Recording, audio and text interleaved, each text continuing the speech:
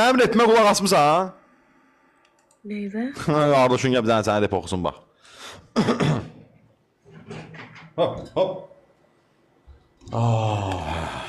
Qardaşınız bir dənə rep oxusun baxın. Deyəm görüm. Onlar arkadan avlarlar. Getdi bir. Hop, hop. Boş vermişəm qaqi sevgini. Yumor tanrıdan vergidi. Güldürdüm ölülər dirildi. Çünkü qırmışam şeytanın kilidini. Gel bir tane PK başladık sonra okuyayım.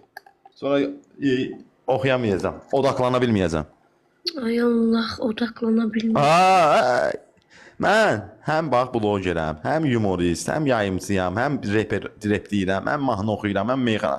Mən istedad var məndə. Mən istedadlı gəncəm. Sən gör kimi itirmisən. 7 il bundan qabaq Allah'a and olsun bu dəqiqə bəlkə tövbə zad eləyərsən ki, lig bir mənə qayıdasan. Paxıllığımı çəkən ilk adamsan mən Qurana. Mən sən paxıllığımı çəkmirəm. Qurana and olsun elə bir qızla mənim paxıllığımı çəkirsən. Get padruq alalım paxıllığını çəkdə. Məndən nə istəyirsən? Boş vermişəm qaqi sevgini. Yumor tanrıdan vergidi. Güldürdüm ölürlər dirildi. Çünkü kırmışam şeytanın kilidini. Kızın üzünde gülüş. Boş vermişəm qaqi sevgini.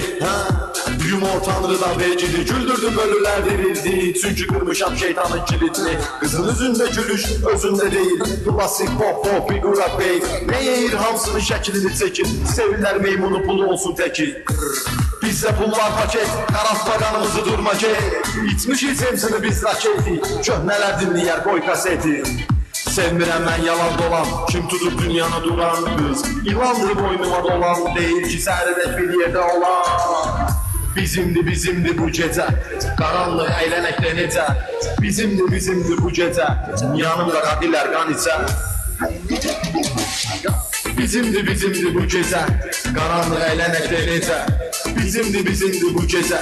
Yanımda kadiller kan içə.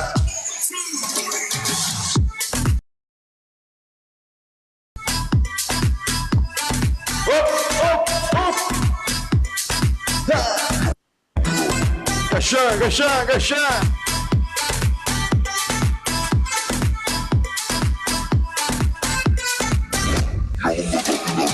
Takmışam başa ters kepka. Rap eləyir süzün semka. Sevirlər direktə qat. Bu oğlan TikTok'a renk katır. Sarışın qaraşın kızlar. Yaxın gəlin üzlərində naz var. Oturdular dediler gazda. Sen tanıyorsan kardeşi bu azda. Son sürət yoldadır BMW. Boş ver meselesi baby buram bil. Mənə en kralı bu söz diyen bil. İstesen yarışarıq ikiye bir. Eriyen eləyir boşa genel bil. Baby aramıza qara bir şey girən bil. Papasıyam TikTok'un bilen bilir. Alsın əmi gəlin size pulan bil. Bizimdi bu gece. Karanlık eğlenekte necə. Bizimdi bu gece.